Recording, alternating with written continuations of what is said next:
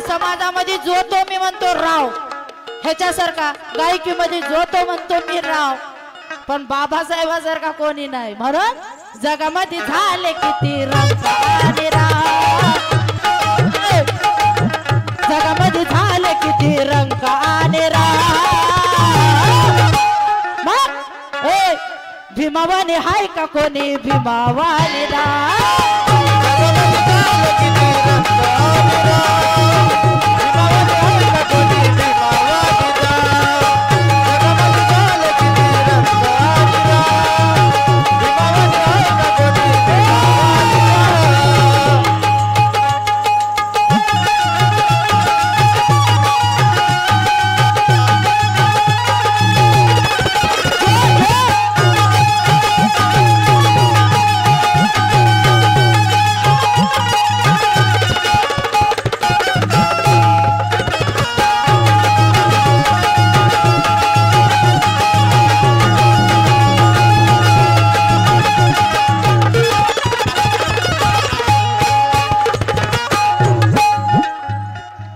पहिली बात गात आहे.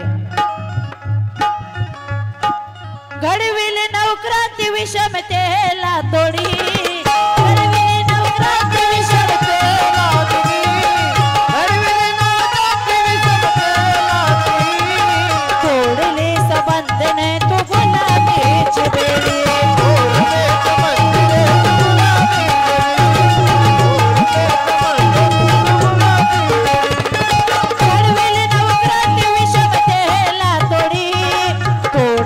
सबंधने तू गुलाबीची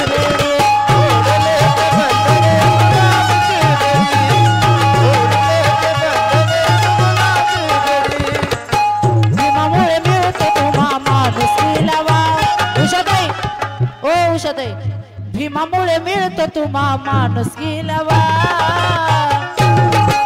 भीमावानी हाय का कोणी भीमावानी दा.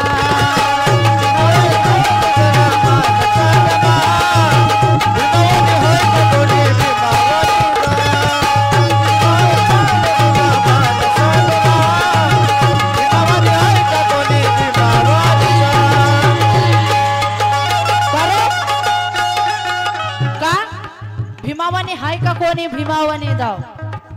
का धावायचं भद्रे साहेब? भीमाने सर्व जातीवादी धर्माच्या स्त्रियांचा उद्धार केला आहे. इकडं राग पुन्हा काढा. भीमाने सर्व जातीवादी स्त्रियांचा उद्धार केला आहे. म्हणूनच स्त्रियांच्या जीवनातला अंधार कायमचा गेला आहे.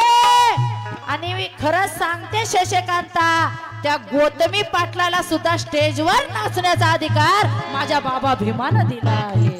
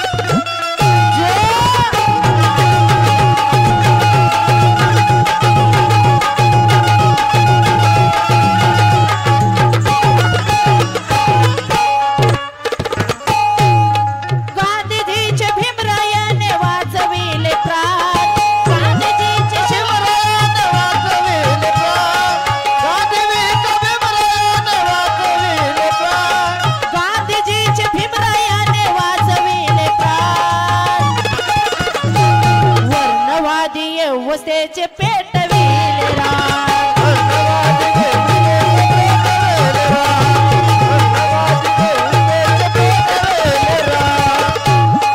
गांधीजीचे भीमरायाने वाचविले प्राण वर्णवादी व्यवस्थेचे पेटविले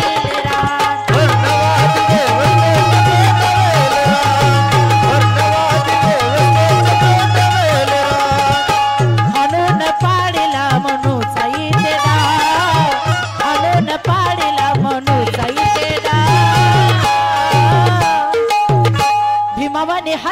कोणी भीमावानी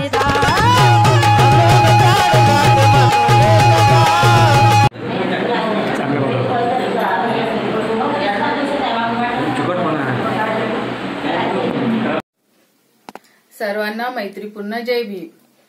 आपण पाहत आहात आर.के. Bhatkar YouTube channel.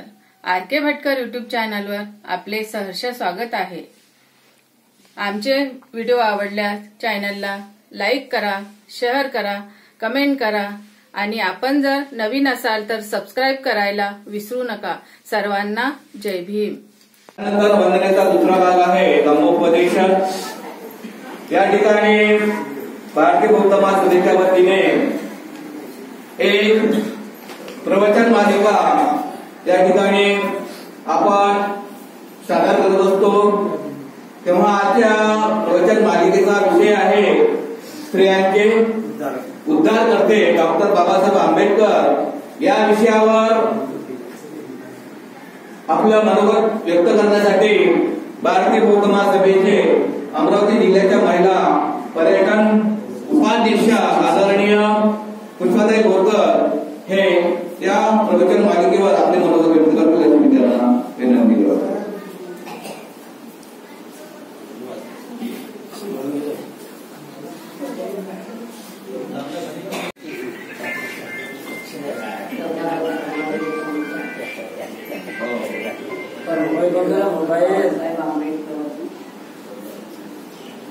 माता रमाई, माता भीमाई यांना अभिवादन करते आणि भारतीय बौद्ध महासभेच्या वतीने जी प्रवचन मालिका आयोजित केलेली आहे, या प्रवचन मालिकेचा डॉक्टर बाबासाहेब आंबेडकर स्त्री उद्धारक हा विषय घेऊन आपणासोबत सादर केले. तर भारतीय बौद्ध महासभेचा जो वंदनेचा उपक्रम आहे, हा वंदनेचा उपक्रम सतत 8 वर्षापासून सतत सुरू आहे आणि त्या भारतीय बौद्ध महासभेच्या अनुषंगाने आज उपस्थित असलेले भारतीय बौद्ध महासभा जिल्हा अध्यक्ष बोरकर सर, भारतीय बौद्ध महासभा शहर अध्यक्ष सांबारे सर, भारतीय बौद्ध महासभेचे सर्व आदरणीय पदाधिकारी, त्याचबरोबर भारतीय बौद्ध महासभेचे प्रचार पर्यटक सचिव, निर्भीड पत्रकार नयनजी मुंडे, लोकमतचे जिथे आपल्याला स्थान राहत नाही असं अत्यंत अगत्याचं लोकमत मध्ये आपल्या बातमीचं जे बातमी देऊन आपल्या कार्याला उजागर करणारे गणेशजी वासनिक, भारतीय बौद्ध महासभेचे जिल्हा कार्यकारिणी, शहर कार्यकारिणी, त्याचबरोबर या वार्डाच्या अत्यंत जागरूक अशा महिला, या सर्वांना पुनश्च जय भीम. आपणास माहित आहे की बाबासाहेबांनी स्त्रियांवर जे उपकार केले त्याबद्दल बोलत बसलो तर मला असं वाटतं 2 तास आणि 3 तास कसे निघून जातील. कारण बाबासाहेबांनी आमच्यावर एवढे मोठे उपकार केलेले आहेत की त्या उपकार थेट कसं करणार म्हणून साधं नुसतं धावताही त्यांचा आलेख घेतला तरीही सहज 3-4 तास नव्हे पूर्ण दिवसही जाऊ शकतो. आणि म्हणून हे सर्व म्हणजे बंधन पाळून मला असं वाटते की मी फक्त अर्ध्या तासामध्ये साधारणतः या प्रवचनाला सुरुवात करावी. तर बंधू आणि भगिनींनो, बाबासाहेब आंबेडकरांचा जो सार्वजनिक जीवनातला जो प्रवेश आहे तो सार्वजनिक जीवनातला प्रवेश हा 1920 मूकनायक या पाक्षिपाच्या रूपात. या पाक्षिपामध्ये मूकनायक शाहू महाराजांच्या सहकार्यानं तुमच्या आमच्यापर्यंत या देशातल्या मुक्या माणसांपर्यंत पोचवण्याचं काम या मूकनायकानं केलं. आणि तिथून बाबासाहेब आंबेडकरांचा जो सार्वजनिक लढा आणि त्या सार्वजनिक लढा हा मानव मुक्तीचा लढा म्हणून तो इतिहासामध्येच नव्हे तर प्रत्येक भारतीयांच्या मनामध्ये तो स्थानापन्न. 1920 मध्ये झालेला हा बाबासाहेबांनी जो मानवमुक्तीचा लढा उभारला, या मानवमुक्तीच्या लढ्यामध्ये स्त्रिया आणि पुरुष ह्या सम्मिलित होत्या. बाबासाहेबांच्या एका शब्दावर समाज हा संघटित होणे सुरू झाला होता. त्याच्यामध्ये एक स्वभाव म्हणजे स्वतःचं आत्मभान हे त्याच्यामध्ये निर्माण झालं होतं. आत्मभान हे आत्मा हा शब्द भगवंताच्या धर्मामध्ये नाहीच आहे, परंतु ज्याला सत्व सुद्धा म्हणजे स्वतःचं भान या स्त्रियांच्या पुरुषांच्या मनामध्ये निर्माण झालं. आणि मग बाबासाहेब आंबेडकरांनी 1927 महाडचा लढा.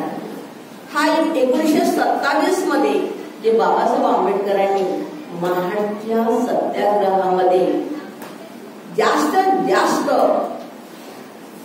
स्त्रियांचा त्यामध्ये परिणाम होता. म्हणजे बाबासाहेबांच्या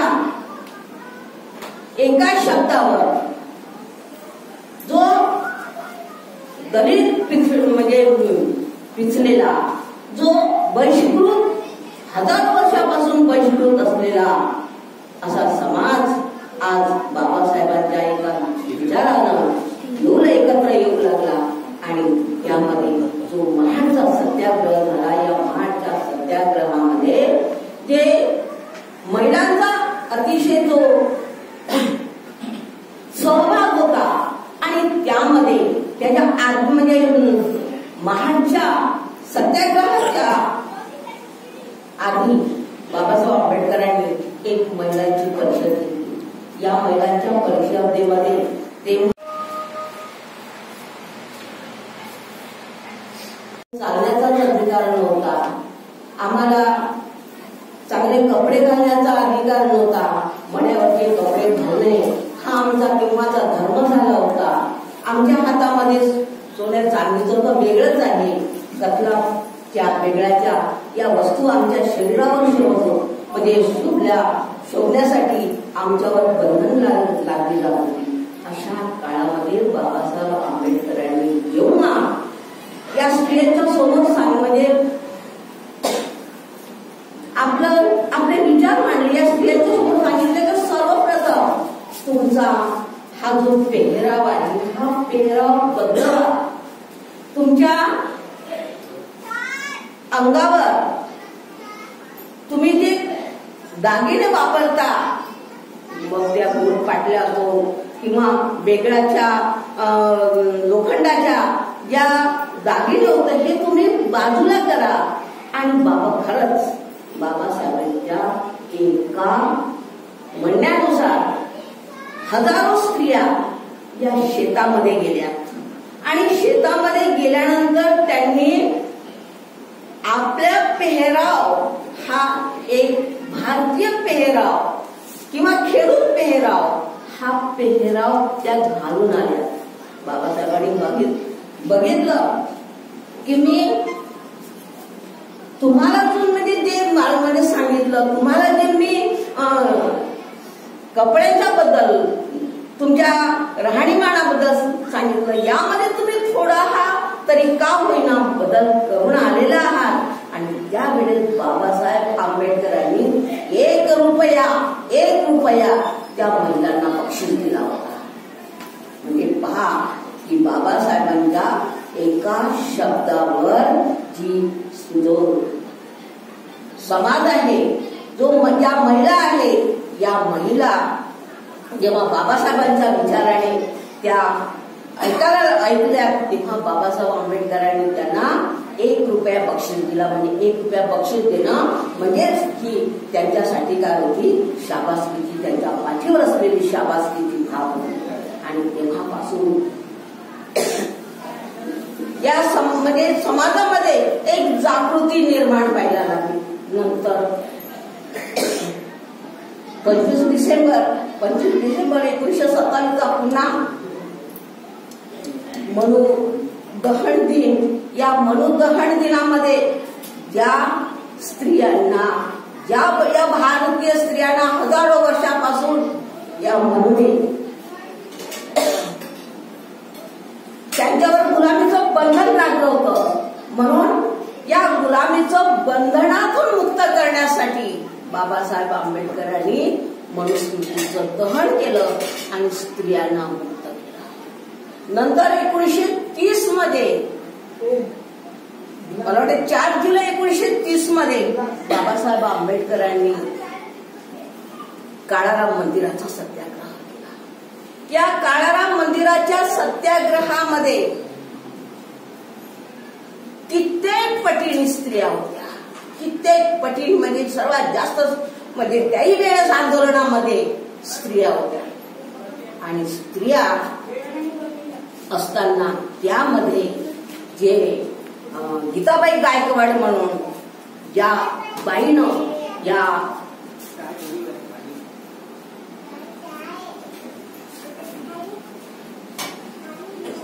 गीताबाई गायकवाड या महिलेनं काळाराम मंदिराच्या महिला आंदोलनाचं, महिला लढ्याचं नेतृत्व त्यांनी केलं. आणि एवढंच नाही तर त्या आंदोलनामध्ये ज्या महिला होत्या त्यापैकी 27 महिलांना जवळजवळ 1 महिन्याची सजा झाली होती. 27 महिलांना 1 महिन्याची सजा.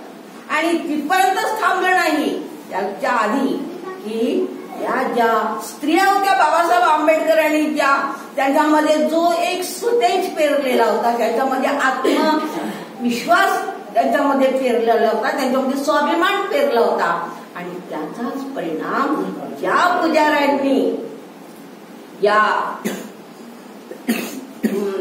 काळाराम मंदिरामध्ये आतमध्ये येण्यासाठी मज्जाव केला होता महिलांना, पुरुषांना, पण त्यामध्ये अशाही महिला होत्या की त्यांनी त्यावेळेस पुजाऱ्याच्या खोबाडीमध्ये सुद्धा मारलं होतं. एवढा आत्मविश्वास कसा येऊ शकते, एवढा स्वाभिमान कसा निर्माण होऊ शकते, हे सगळं बाबासाहेब म्हणत होते की मला ज्या समाजामध्ये महिला जागृत असतील त्या समाजाची प्रगती कोणीही रोखू शकत नाही. म्हणून समाजामध्ये जागृत महिला असणं अत्यंत गरजेचं आहे.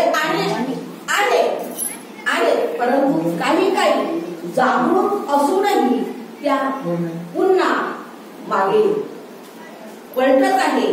बाबा तुम्हाला म्हणजे आपण म्हणजे या महिलांचं साधारणतः जिथे चमत्कार दिसेल तो चमत्कार, मग एखादा नंगा पुंगा बाबा चमत्कार करेल थोडासा, त्यावर विश्वास बसतो. परंतु भगवान बुद्धांना जवळजवळ 10 ब्रह्मांडाचं ज्ञान होतं. आणि त्यामध्ये ब्रह्मांडाचं म्हणजे सांगितलं जातं की भगवान बुद्धांना एक कल्प म्हणजे त्यामध्ये 10 बाय 10चा खड्डा आतमध्ये असेल आणि त्यामध्ये जर राईचे दाणे त्यामध्ये पडतील आणि त्याची मोठा ढिगारा होईल, तो एक कल्प. कल्पाच्या आधीचं भगवान बुद्धांना ज्ञान आणि म्हणूनच तर आपण त्यांना बुद्ध म्हणतोय. म्हणजे तुम्ही सांगा की एकीकडे आपण या नंग्या पुंग्या बाबा जो अनपढ आहे त्याच्याकडे आपण लक्ष देतो किंवा त्याचं आपण मानतो, आणि भगवान बुद्धांना तर 10 ब्रह्मांडाचं ज्ञान होतं, 10 ब्रह्मांडांची त्यांची दृष्टी होती. त्याच्याकडे आमचं लक्षच नाही आहे, कारण की भगवान बुद्धांनी आम्हाला चमत्कार सांगितला नाही ना, आणि आम्ही महिला या चमत्काराकडे जास्त झुकतोय. म्हणून बाबा भगवान बुद्धांचा जो विज्ञानवादी दृष्टी आहे, तो जो विज्ञानवादी धर्म आहे, हा विज्ञानवादी धर्म चमत्काराला सुद्धा आव्हान देणारा आहे. फक्त आपली दृष्टी आपण पाहायला पाहिजे. काल तुम्ही एक साधं उदाहरण आता काल परवा घडलेलं, बोरकर सर आणि भटकर सर हे अकोल्याला गेलेत. अकोल्याला तिकडनं वापस येत असताना लोणी जवळ एक भयानक असा हादसा झाला. अपघात म्हणत नाही, हादसा झाला की ज्या हादस्यामध्ये गाडीचं नुकसान झालं. आता तुम्हाला असं वाटेल बरं झालं बापा, देव दैव बलवत्तर होतं वगैरे वगैरे आपण असं म्हणू ना, पण म्हणून आपण वाचलो नाही काय, असं नाही.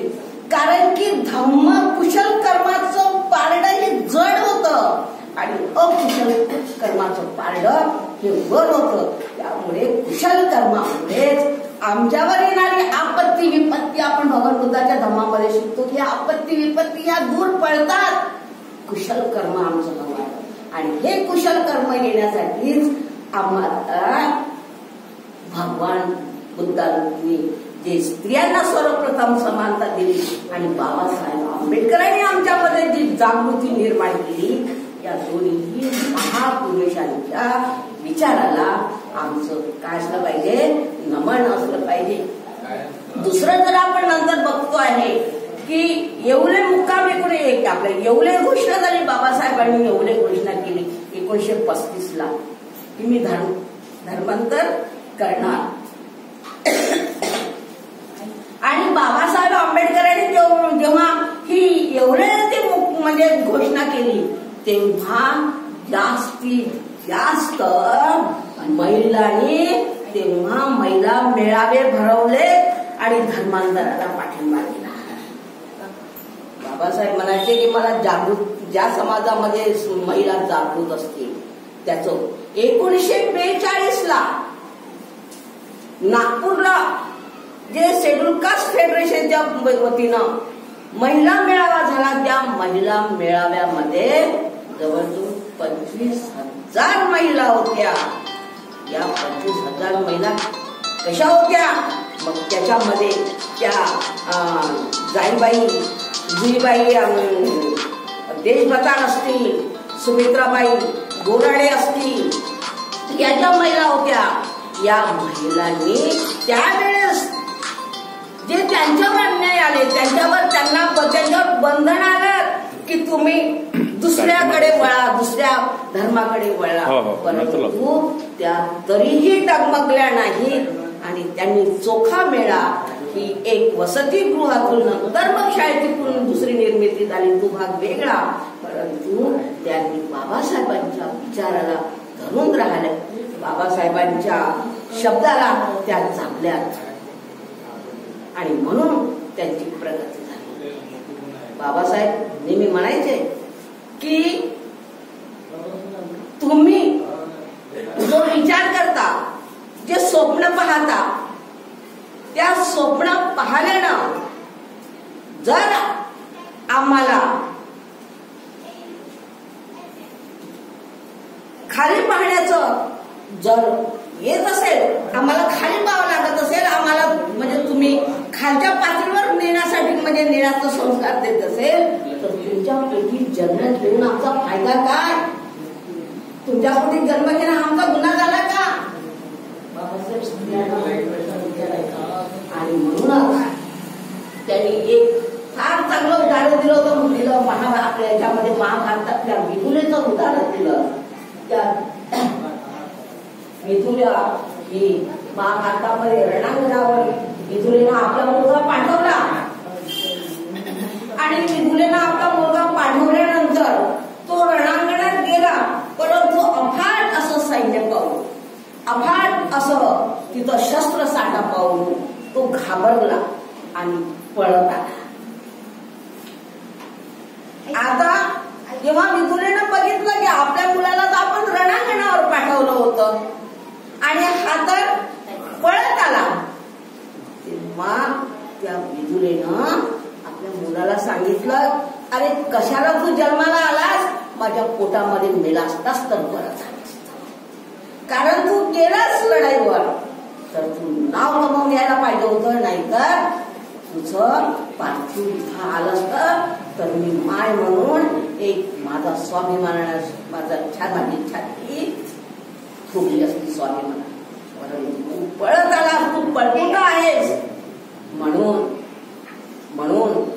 माझ्या म्हणजे तू काय केलेलं आहेस, माझ्या कोणीला तू बदनाम केलेला आहेस. त्या बाबासाहेबांना या गोष्टीतून, या विचारातून हे सांगायचं होतं की ही आंबेडकरी स्त्री ही कणखर असली पाहिजे, ही आंबेडकरी स्त्री संस्कारक्षम असली पाहिजे.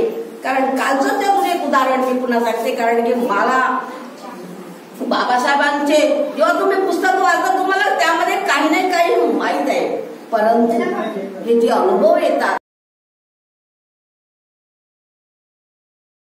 चळवळीला कसे मारक आहे याचं एक थोडस मी उदाहरण म्हणते की काल आम्ही एका परित्राण पाठामध्ये गेले होते. त्या परित्राण पाठामध्ये गेल्यानंतर एक चांगली म्हणजे खूप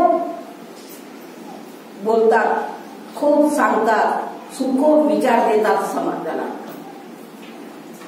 आणि खूप स्वतःची शेकी लावतात. अशाच कुटुंबामधलं एक व्यक्ती जिने हाताला लाल आणि पिवळा धागा असते, लाल पिवळे धागे असतात ना, ते लाल पिवळे धागे मला वाटते कोणत्या तरी धार्मिक स्थळामध्ये गेल्यानंतर ते हाताला लावत असतात. तर तिच्या हाताला तो धागा होता चांगला गच्च असा मोठा असा.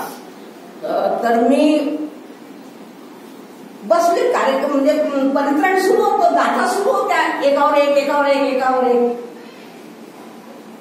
आणि या गाथा सुरू असताना माझं लक्ष नेमकं तिकडे गेलं तिच्या हाताला. मी तिच्या हाताला हात लावला आणि म्हटलं काय आहे, काय बोलली नाही, फक्त काय विचारायलाच केलं. ते म्हणजे असं केलं. मग मी पुन्हा बसली. तिला म्हणजे कारण ती 22-23 वर्षाची मुलगी, तिला शरम वाटली की काय वाटली की आतमध्ये गेली, तो धागा कापला आणि माझ्या म्हणजे सांगायचं म्हणण्याचं आहे की स्त्रियांनी जागृत असणं किती आवश्यक आहे. स्त्रियांनी, कारण की ही आंबेडकरी धुरा, ही आंबेडकरी विचाराची धुरा, ही आंबेडकरी चळवळची धुरा, या स्त्रिया जास्त प्रमाणामध्ये चांगल्यापैकी राहू शकतात. कारण ज्या घरामध्ये स्त्रिया संस्कारी असतील, ज्या घरामध्ये स्त्रिया समजदार असतील, ज्या घरामध्ये स्त्रिया संयमी असतील, ते घर हे नंदनवन घडत असते, ते घर नंदनवन असते. आणि म्हणून या घराचं नंदनवन, या समाजाचं नंदनवन, या देशाचं नंदनवन करण्यासाठी बाबासाहेब आंबेडकरांनी आमच्या हातामध्ये काय दिलेले आहे, एक स्वाभिमानाची चळवळीची धुरा दिलेली आहे. म्हणून इथे आपण जे बसलेले आहोत हे समूह, हे आपण इथे समूह, मग समूह म्हणजे संघटन होत नाही, समूह म्हणजे संघटन होत नाही. संघटन ते असते की जे कोणत्याही प्रसंगी, कोणत्याही प्रसंगामध्ये, कोणत्याही आणीबाणीच्या प्रसंगात, कोणत्याही चळवळीच्या प्रसंगात हे आम्ही एकमेकांच्या सोबत हातात हात घालून आम्ही पुढे चाललो पाहिजे, हा संदेश या संघटनेच्या रूपाने असते. म्हणून समूह म्हणजे संघटन होत नाही. आम्ही कालही मेंढपाळ म्हणजे मेंढ्यासारखे जगत होतो, आजही आम्ही ते जगणार आहोत काय? आजही आमच्यामध्ये स्वाभिमान आहे. आणि मी तर निश्चित सांगते की ही आंबेडकरी चळवळीला जिवंत ठेवणारी, भगवान बुद्धाचा विचार जिवंत ठेवणारी स्त्री ही विहारातून आलेली आहे. ही विहारामध्ये आहे. तिचं अस्तित्व या विहारातून बौद्ध धर्माला अधिक पुढे नेण्यासाठी ती कटिबद्ध आहे. परंतु या स्त्रियांमध्ये अजूनही या मेंढ्यांसारखं जीवन जगणाऱ्याही देखील तेवढ्याच आहेत, हे पण नाकारता येत नाही. आणि म्हणून या मेंढ्यावरूनच मला अजून एक अशी आठवण झालेली आहे एका बाबासाहेबांच्याच गोष्टींची, की बाबासाहेबांनी एका म्हणजे सांगितलेलं आहे, पुराणातली कथा आहे ती पण त्या वेदातली कथा आहे. बाबासाहेब म्हणतात की जेव्हा या मेंढ्या होत्या, ह्या चालत होत्या, चालता माहिती आहे का मेंढ्यांची शिकार कोणीही करते, कारण खालमाने असतात ना. म्हणून त्या मेंढ्या एकदा देवाकडे गेल्या. देवात आपली कल्पना आहे ही ती कथा आहे, म्हणून मी हा देव हा शब्द वापर. देव म्हणजे तोच असा सत्पुरुष असेल, सद्गृहस्थ असेल, अशी आपण इथे कल्पना करूया. तर त्या मेंढ्या गेल्या त्याच्याकडे, त्या सद्गृहस्थाकडे, आणि त्याला सांगितलं की बाबा दादा हे वाघ या जंगलातल्या या पृथ्वी सृष्टीवर तो सगळे प्राणी आहेत, सगळे म्हणजे जीव प्राणी आहेत, परंतु त्यामध्ये हे वाघ सिंह लांडगे हे आम्हालाच का खातात? तेव्हा त्या देवाने छान उत्तर दिलं की मला तुम्ही खाली मान टाकून जगता आहात, तुम्ही उद्या वर मान ठेवून ताट मारणे जगा, स्वाभिमानाने जगा, मग बघा तुम्हाला कोण खाते. आज आमच्या समोर हेच आहे. आम्ही जे मागं जे फेकले होते, आमच्या मायबापाने देवळामध्ये फेकले, आमच्या घरातले, आम्ही पण आमच्या घरामध्ये आणून राहिलेलो आहोत. हे तुम्हाला मान्य आहे किंवा नाही मान्य आहे? कारण तुम्ही या नागपूर पट्टीतलंच उदाहरण फार मोठं आहे ना. म्हणून आम्ही काल फेकलो, आज पुन्हा घरामध्ये आणलो. बाबासाहेब आंबेडकरांनी आम्हाला हे सांगितलं. बाबासाहेब आंबेडकरांनी तर आम्हाला स्वाभिमान सांगितलं. बाबासाहेबांनी आम्हाला सांगितलं की आम्ही विज्ञानवादी धर्म हाच आमच्या जगण्याचा आधार आहे. या म्हणजे विज्ञानवादाने जर आम्ही जगलो तर आम्हाला कोणीही हारू शकत नाही. त्यामध्ये आमच्यामध्ये स्वाभिमान आहे, आमच्यामध्ये ताट उभं राहण्याची ही क्षमता आहे. आणि ताटमानेने उभं राहण्याची क्षमता आमच्यामध्ये निर्माण झाली. त्याचाच परिणाम असा झाला की आम्ही जेव्हा शिक्षणाचं महत्व येते तेव्हा असं म्हटलं जाते की समाजामध्ये फक्त दोनच जमात शिकलेली आहेत, म्हणजे पुढे शिक्षणाच्या बाबतीमध्ये पुढे आहेत, एक ब्राह्मण आणि दुसरं बौद्ध. का? कारण ज्या स्त्रिया जागृत होत्या, त्या जागृत स्त्रियांनी आपल्या मुलांना उपाशी राहून पोटाला फडकं बांधून बापाचं पीठ आणि मायचं मीठ असं करून आपल्या लेकरांना उच्चस्थ पदापर्यंत नेलं. आणि म्हणून आज समाजाची जी प्रगती आपल्याला दिसते आहे, या समाजाच्या प्रगतीमध्ये संसाराची 2 रथ आहेत, स्त्री आणि पुरुष. परंतु त्यामध्ये जसं संसाराची 2 रथ म्हणजे पुढचं चाक आणि मागचं चाक, पण पुढचं चाक सायकलीच्या पुढचं चाक किंवा स्कूटरच्या पुढचं चाक स्त्री आहे. आहे आणि मागचं चाक हे पुरुष आहे. पुढचं चाक जर बरोबर नसेल तर मागचं चाक हे चालू शकत नाही. आणि म्हणून या चळवळीला पुढे नेण्यासाठी, ह्या आंबेडकरी विचाराला पुढे नेण्यासाठी, बौद्ध धम्माला पुढे नेण्यासाठी आम्हाला खरंच स्त्रियांना म्हणजे या चाकाचा पुढचा पहिया, पुढचं पाय चाकवणं अत्यंत गरजेचं आहे. आणि जेव्हा आम्ही हा विचार आम्ही जेव्हा आमच्या समाजामध्ये, आमच्या लेकरांमध्ये आमचे जे संस्कार आहेत हे संस्कार आम्ही निश्चितच टाकू. अजून आम्हाला इथे थोडंसं आठवण आलेलं आहे की एक युम पठाण म्हणून फार मोठे साहित्यिक होत गेले. युम पठाण नावाचे एक साहित्यिक, फार मोठे साहित्यिक होते आणि त्यांच्या हाताला फार मोठासा फोडा. म्हणजे मी चमत्कार याच्यासाठी सांगून राहिलेले आहे की आमचा धर्म हा विज्ञानवादी आहे. आम्हाला बाबासाहेबांनी विज्ञानवादी धर्म दिलेला आहे, पण आम्ही चमत्काराकडे जास्त कसे झुकलेलो आहोत. तर या युम पठाणांच्या हाताला मोठा फोडा आला होता, मोठा हाताला फोडा, तळहाताला फोडा आला होता. आणि RSS त्या पिरियड मध्ये औरंगाबादला गाडगे बाबा सुद्धा आले होते. आता गाडगे बाबा आल्यानंतर RSS, कारण की ही जी ज्ञानी व्यक्ती असतात, ज्ञानी माणसं असतात, ही यांच्यापाशी सर्व समान असतात. म्हणून गाडगे बाबांना या युम पठाणांनी बोलावलं आणि बोलावल्यानंतर त्यांनी बघितलं तर युम पठाणांच्या हातावर फार मोठा फोड. गाडगे बाबांनी फक्त त्यांच्या अरे खूप मोठा फोड आहे म्हणून त्याच्या हातावरून त्यांनी हात फिरवला गाडगे बाबांनी. त्याच्यानंतर 8-15 दिवसानंतर तो योगायोग म्हणा की काही म्हणा, तो त्यांचा हातावरचा फोडा हा जिरला. आणि युम पठाणांच्या डोक्यामध्ये बसून साहित्यिक असून, एवढा ज्ञानी माणूस असून, विचारवंत असून की नाही हे चमत्कार जर केला असेल तर ते गाडगे बाबांनी केला असं त्यांच्या मनामध्ये तो म्हणजे विचार पडला.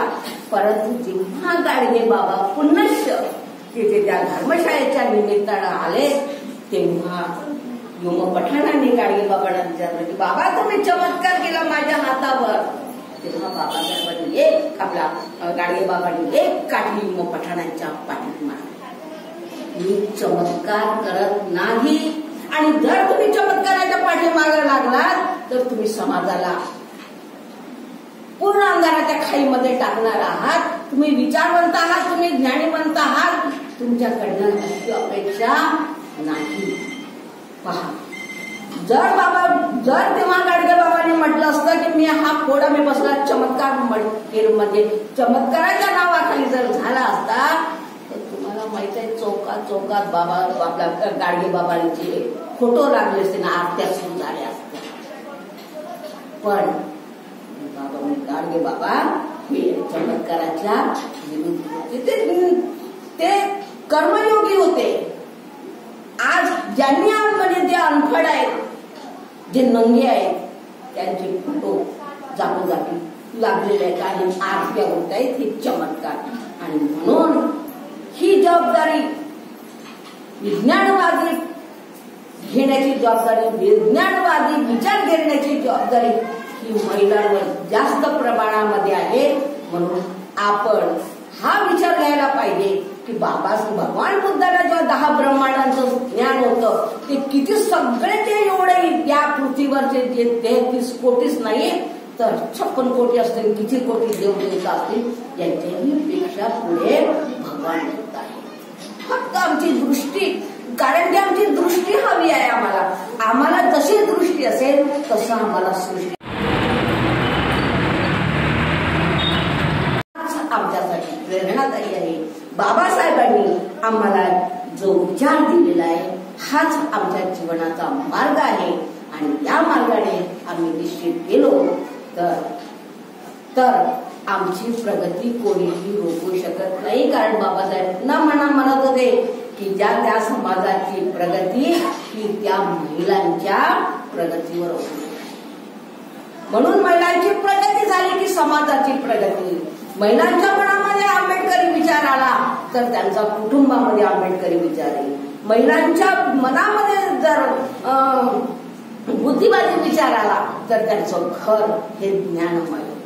आता आपण इथे आपण पाहिलेलो पहा की आज आता आपल्याला आपण याच्या आधी, कारण आम्हीच आहोत की पाल बंगल्यावरून पूर्ण बडनेऱ्यामध्ये आम्ही वंदना घ्यायचो लहान असताना. तेव्हा एवढं नव्हतं वंदना कशी घ्यावी काय घ्यावी म्हणून.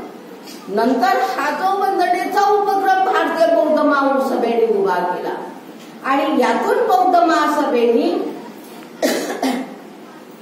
जे धम्मपाठाची आम्हाला आचारसंहिता दिली, ही आचारसंहिता आम्हाला अशी आहे की आज आम्ही त्रिशरण पंचशील म्हणतो आहे, नंतर वर्णगणना म्हणतो आहे आणि नंतर भीमस्तुती म्हणतो आहे, नंतर आम्ही इतिपिसो. ही आमची खरी आचारसंहिता आहे. नाहीतर एकदा सुरू झालेली वंदना ही सभ्य पापसपर्यंत थांबते. म्हणून हा देखील विचार, हा देखील विज्ञानवाद विचार, हा बौद्ध महासभेची जी आचारसंहिता आहे बाबासाहेब आंबेडकरांनी आपल्याला सांगितलेली, या आचारसंहितेचं सुद्धा आपल्याकडून तंतोतंत पालन झालं पाहिजे. कारण स्त्रियांनी सुरू केलं तर तो विचार तो समाजापर्यंत जातो आणि समाज सुद्धा त्या स्त्रियांचं अनुकरण करतो की त्या स्त्रिया आज भगवान बुद्धाच्या, बाबासाहेबांच्या विचारधारेने चालतात. आणि म्हणून पुन्हा जाता जाता एवढंच सांगते की आज समाजाची धुरा आमच्या हातामध्ये आहे. समाजाचं भविष्य आमच्यामध्ये आहे, हाती आहे. आणि हे भविष्य, समाजाचं भविष्य आम्हाला उज्ज्वल करायचं आहे की पुन्हा येणे माझ्या मागण्या, हे आमच्या समोर म्हणजे एक मोठं आव्हान उभं आहे. कारण की आज आमचे आरक्षण संपून राहिलेले आहे. आमचे बाबासाहेबांचे पुतळे जागोजागी खंडित होत आहेत. आम्ही डोळे मिटून विहारामध्ये बसून राहिलेलो आहोत मुके बैरे बनवून. हा सुद्धा एक समाजासाठी घातक असा आहे. मेडिटेशन करा, प्रश्नच नाही. तुमचं एकाग्रता, ध्यान एकाग्रता करा, प्रश्नच नाही. परंतु नुसतं त्याच्यामध्ये जर वाहून गेले तर समाजाचे प्रश्न कोण सोडवावे. म्हणून हे समाजाचे जे प्रश्न आहेत हे प्रश्न सोडवण्यासाठी देखील स्त्रिया कटिबद्ध आहेत. पुरुषांच्या खांद्याला खांदा लावून स्त्रिया सुद्धा मैदानामध्ये उतरल्या पाहिजेच, नाही उतरलेल्या आहेत, प्रश्नच नाही. पण तरीही प्रश्न अनुत्तरित आहे. हे जे संस्कार आहेत या संस्काराला खरंच आम्ही जागणार काय? बाबासाहेबांच्या विचाराला आम्ही जागणार काय? भगवान बुद्धाच्या विज्ञानवादी विचाराला आम्ही जागणार काय? एवढं जरी प्रत्येकाने आपल्या मनामध्ये ठरवलं तरी या धम्माला निश्चितच उज्ज्वल असा काळ आहे. बाबासाहेबांचा विचार हा निश्चितच असे किती वर्ष येतील, अब्ज येतील, चंद्र सूर्य आहे तोपर्यंत बाबासाहेबांचा विचार मिटू शकत नाही. भगवान बुद्धाचा ज्ञानाचा विचार मिटू शकत नाही. फक्त ते वाहक आम्हाला व्हायचं आहे आणि हे वाहक होण्यासाठी आम्हाला कटिबद्ध राहायचं आहे. एवढं बोलते आणि थांबते. तुम्ही ऐकून घेतलं त्याबद्दल सर्वांना